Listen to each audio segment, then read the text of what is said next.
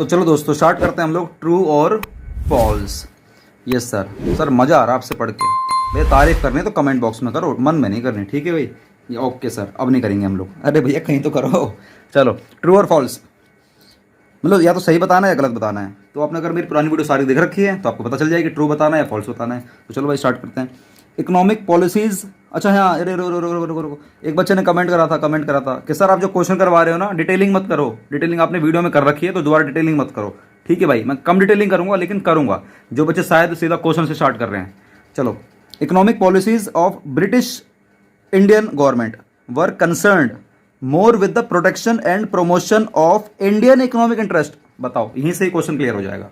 नहीं सर, उन्होंने अपने इंटरेस्ट के लिए, उन्होंने जो भी मतलब पॉलिसीज लेकर आए थे वो सभी अपने इंटरेस्ट के, अपने प्रोटेक्शन के लिए, अपने खुद के प्रमोशन के लिए लेकर आए थे। False, economic policies of British Indian government were concerned more with the protection and promotion of the British economic interest.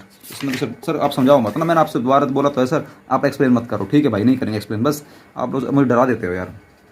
दूसरा, railways was the most important infrastructure developed during the British period. बिल्कुल सही कह रहा है, railway बहुत ज़्यादा, मतलब एक ऐसा कह सकते हो कि हमारे इंडिया के लिए ना बहुत ही ज़्यादा इंपॉर्टेंट ये हमारा इंफ्रा उन्होंने बना कर दिया था, बहुत ही ज़्यादा। हालांकि रोड भी बनाए थे बट रेलवे दोस्तों बहुत ज़्यादा हमारे लिए इंपॉर्टेंट साबित हुई थी। True, railway enabled people to undertake, दो तरीके से आपको बताया था मैंने, लॉन्ग डिस्टेंस ट्रेवल, कि एक तो हम लोग लॉन्ग डिस्टेंस ट्रेवल फटाफट से पूरा कर लेंगे, और दूसरा उन्होंने हमारे जियोग्राफिकल एरिया को तोड़ दिया था और उन्होंने हमारे कल्चरल बैरियर को भी उन्होंने हमारा तोड़ दिया था। एंड प्रमोटेड नेशनल इंटीग्रेशन, और हम लोग अपने आप को प्रमोट कर पाए थे अलग अलग कंट्री टू कंट्री, या हमारे पूरे भारत में एक दूसरे को हम लोग जोड़ पाए थे, स्टेट टू स्टेट्स। तो ये एक कह सकते हो कि हमारे भारत के लिए दोस्तों काफ़ी अच्छा एक वरदान साबित हुआ था।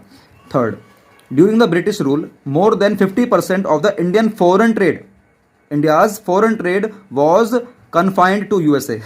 वो कह रहा है कि 50% से भी ज़्यादा अगर इंडिया में जितनी भी प्रोडक्शन हो रही है वो दोस्तों हम लोग यूएसए में करेंगे। अरे यूएसए में नहीं भैया, वो अपने लिए करवा रहे थे, ठीक है ना। False, during the British rule more than 50% of the India's foreign trade was confined to Britain only, was confined to Britain only. अच्छा मुझे बताओ इसी में बाकी का जो हमारा बचा था रेस्ट, बाकी जो बचा था रेस्ट, वो किसके लिए था? वो दोस्तों हमारी 3 कंट्री के लिए था। हमारी 3 कंट्री के लिए था, फटाफट से बताओ उन 3 कंट्री का नाम क्या है, फटाफट से बताओ। उनका नाम था CSI। अरे सर ये क्या नाम है? CSI, चाइना, श्रीलंका और ईरान। चाइना, श्रीलंका और ईरान, ये 3 कंट्री थे। जब हमारा बचता था रेस्ट, हमें इन तीनों कंट्रियों में बेचना पड़ता था। ये यूएसए का तो कहीं ना कहीं नाम ही नहीं है भाई, कहीं भी दूर तक नाम ही नहीं है इसका। चलो बात करते हैं फोर्थ, थोड़ा सा स्क्रीन जूम इन कर लेते हैं। और चलो fourth, British introduced the railways in India in 1860, नहीं 1860 नहीं भैया, 1850।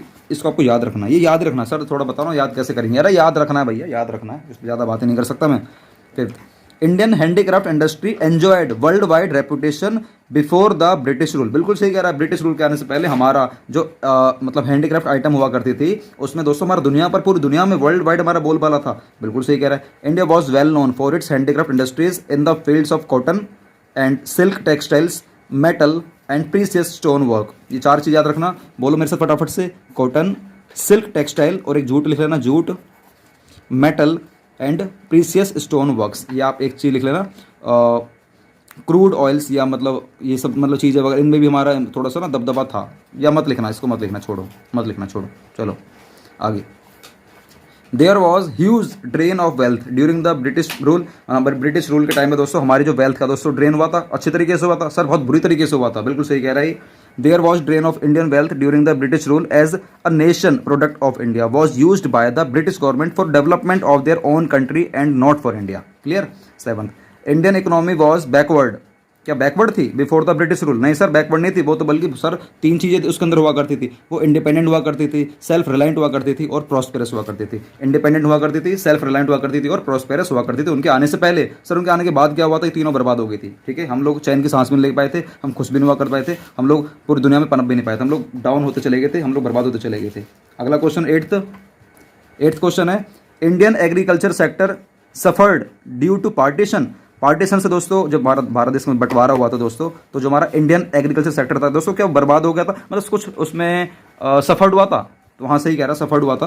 अ सीजेबल पोर्शन, जो उन्होंने जब्त करा था, seizable portion of the land of the undivided countries, highly जो कि इरीगेटेड थी, हाईली जो कि फर्टाइल थी, वो किसके पास चलेगी? तो दोस्तों पाकिस्तान के पास चली गई थी। और पाकिस्तान में भी दोस्तों कहाँ पर? कौन सा पाकिस्तान? बांग्लादेश। पाकिस्तान कौन सा वाला? बांग्लादेश। क्या बात क्लियर हो गई है? Yes sir. दोस्तों आगे चलते हैं। 9th question, industrial sector was the main source of livelihood for most of the people during the British rule. Industrial sector हमारा मोस्ट इंपॉर्टेंट था? नहीं सर, वो था हमारा एग्रीकल्चर सेक्टर।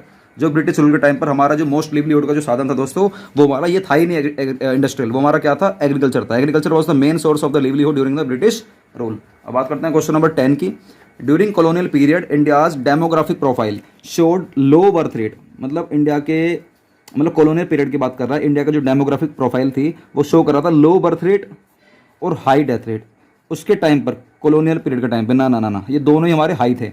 तो फॉल्स, बोथ दोनों, बर्थ रेट हो चाहे डेथ रेट, दोनों हमारे वेरी हाई थे। एट नियरली 48 और 40 के आसपास थे पर 1000 के हिसाब से उसको नापा जाता। आपको अच्छी तरह पता होना चाहिए। उसके बाद थोड़ा सा आगे चलते हैं।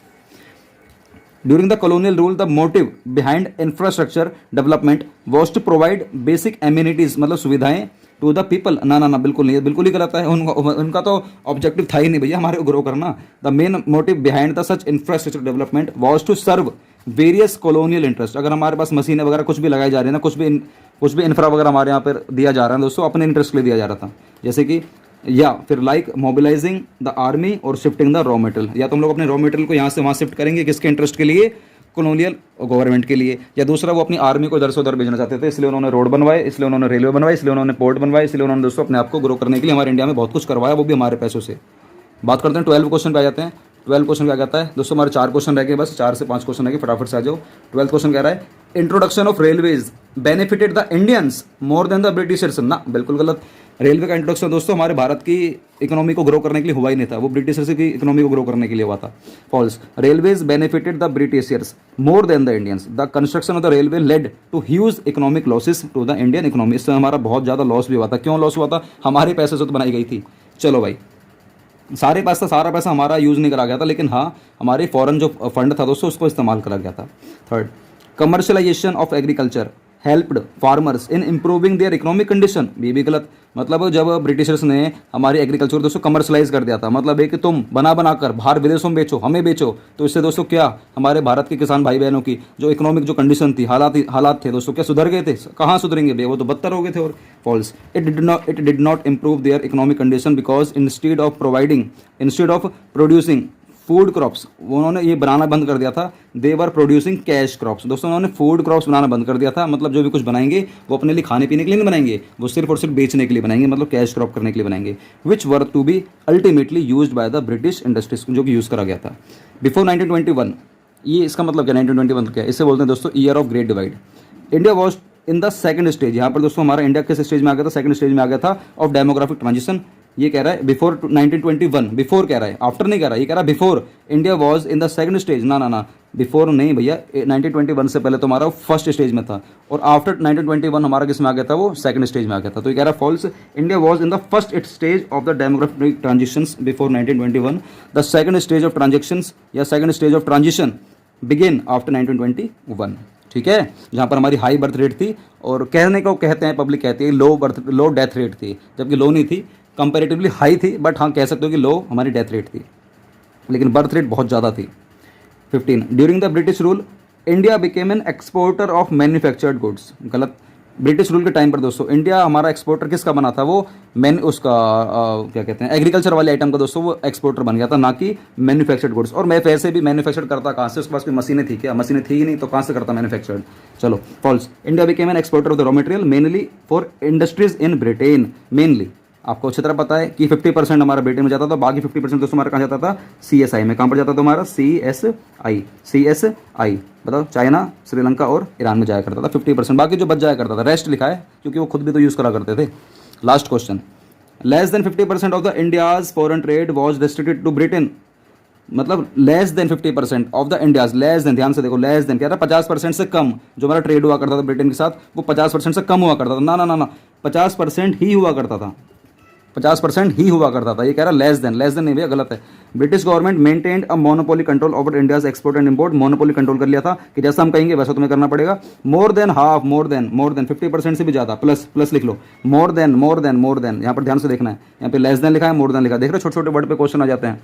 More than half of India's foreign trade was restricted in Britain while the rest, अगर कुछ बचता भी था कुछ भी बचता था, जो भी मतलब खाने पीने का जो बचता था वो फ्यू कंट्री में हम लोग सेल कर सकते थे, जो कि हमारा CSI है, मतलब चाइना, श्रीलंका और ईरान। क्या बात समझ में आ रही है? यस सर, बात समझ में आ गई सर। ये वाली ट्रिक भी हमें समझ में आ गई, CSI। अगर आपको समझ में आ गई है तो नीचे कमेंट बॉक्स में लिखो CSI या सिंगल सरफैन या CSI। देखते हैं आप लोग क्या लिखने वाले हो, मुझे पसंद करते हो या इस वाले कंसेप्ट को पसंद करते हो। तो गाइस ये रही हमारी आज की वीडियो। सर हम लोग कल क्या सीखने वाले हैं? कल हम लोग सीखने वाले हैं MCQ वाले question, MCQ, multiple choice questions, MCQ, ठीक है। तो इसमें सर कितने क्वेश्चन होने वाले हैं? ये होने वाले हैं हमारे 24। लेकिन दोस्तों ये पहले से मैंने टिक कर रखे हैं, मैंने नहीं कर रखे, मतलब एक्चुअली मैंने किसी स्टूडेंट की बुक मंगवाई है तो उसने ये पहले से टिक कर रखे हैं। या तो मुझे मिटाने पड़ेंगे रबड़ से, या इसी को चलने देते हैं, कोई दिक्कत नहीं है। देखते हैं अगर सही करें, बच्चे ने गलत करें, सही करेंगे तो ठीक है, गलत करेंगे तो मैं उसको सही करा दूंगा, ठीक है गाइस। तो चलो हम लोग मिलेंगे कल इस वाली वीडियो में, जहाँ पर आपको सिखाने वाला हूँ MCQ। वीडियो को दोस्तों लाइक कर देना, शेयर कर देना, और हाँ जाते जाते यार चैनल को सब्सक्राइब कर देना, यही मेरी आपको अच्छी तरह पता है फीस मानी जाती है। बस सब्सक्राइब कर दो और वीडियो को दोस्तों आगे दोस्तों तक पहुँचवा दो, ठीक है भाई। बाय।